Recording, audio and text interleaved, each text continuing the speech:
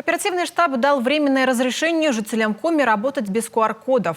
Напомним, еще накануне звучала информация о том, что с 1 декабря некоторые категории сотрудников, которые не успели сделать прививку от COVID-19, будут не допущены до работы. Теперь у них будет время обзавестись QR-кодом до 1 февраля. Новостью о коллегиальном решении штаба с жителями региона поделился глава республики в обращении. Он отметил, решение штаба было непростым, заседание длилось 3 часа. И какого-то еще продления после больше не будет. Все-таки оперативный штаб проголосовал за то, что будет продление по тому, чтобы люди приняли решение, то есть вы, уважаемые жители республики, приняли решение о вакцинации. И это продление до 1 февраля 2022 года.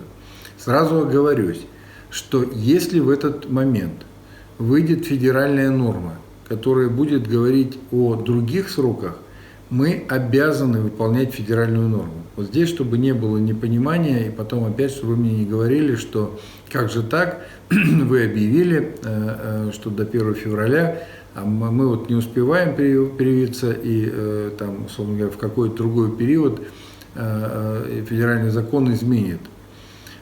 Действительно это так, чтобы было четкое понимание, что решение оперативного штаба республики Коми не может быть выше федерального закона.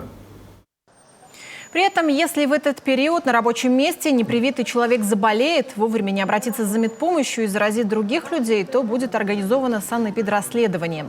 По его итогам будут приняты административные меры и в отношении работника, и в отношении руководителя организации.